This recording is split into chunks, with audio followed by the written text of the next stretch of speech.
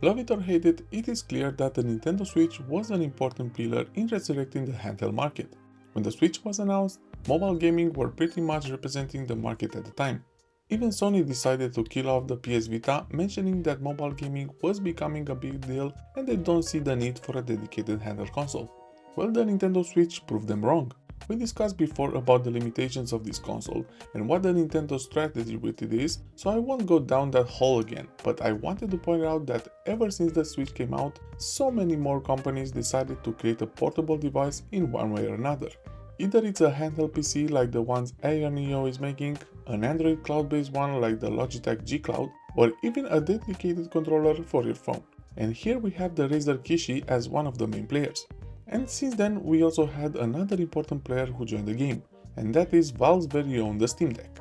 Currently, we've passed the 1-year anniversary of the Steam Deck, and we can say for sure it was a success. Sales are up, the gaming experience is better than everyone ever hoped for, especially for its price, and even accessory companies saw the opportunity and decided to develop for this device. But ever since it was announced, the Steam Deck had a label that was glued to it. And on that label we had the Nintendo Switch killer written all over it. I know this is a trend that we see in a lot of other areas, like smartphones, tablets, laptops and so many others. Whenever there is a dominant player on the market, there will always be a new player that it binds to end its career. But here's the thing, I'm all about competition. Competition is very good for the consumer. This is what makes all these companies improving constantly. And of course Valve made the Steam Deck because they saw an opportunity in the handheld market. The Nintendo Switch was doing amazing in this area, so they saw an opportunity. But the Steam Deck goal was not to compete with the Nintendo Switch. It's easy to say otherwise, but if you think about it, except the fact they're both handheld devices, that's where the similarity stops. There's an important aspect when comparing these two devices, and I'm talking about the games. The Nintendo Switch was never a big AAA console. We had a couple of big titles like The Witcher, Assassin's Creed and a couple of others, but those are just exceptions. And they're not running that great on the Switch. But the Switch wasn't designed with this scope in mind. Nintendo knows how to profit on their most successful point yet, the first party titles. Nintendo knows what they have in their court. At this point, they're not even trying to compete with the other big players like Sony and Microsoft. Their consoles haven't been powerhouses for a while now. Their main objective is making fun, interactive games with their very own celebrity characters like Mario, Kirby, Tom Nook, and mixing them up with some more challenging ones like Zelda or Monster Hunter. And here's the thing, if you ask most players what they got a Nintendo console, most of the time you'll get an answer like, I love Mario games, or I'm a big fan of Zelda, or they just want a relaxing experience. So why is the Steam Deck not coming for Nintendo? Well, in my opinion, it was designed to coexist with other consoles. Steam saw an opportunity to get into a rather new market.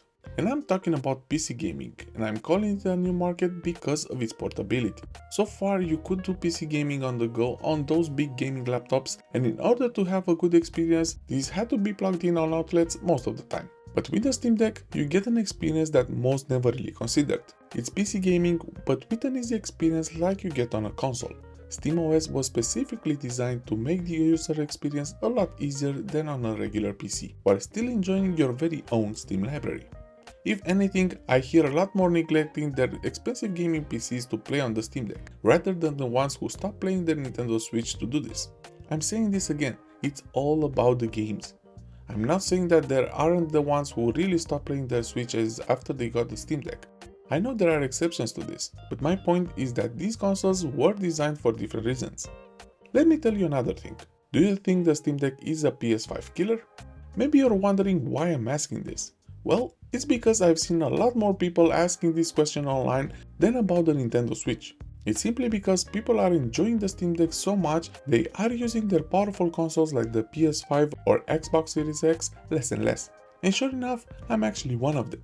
The Steam Deck is such a fun experience that I'm absolutely using the PS5 a lot less than before. When a new game comes out, I have to think twice about which platform to buy it on, and it comes to the graphics for me. If I know that the game is amazing looking and I need more FPS, I will choose the PS5.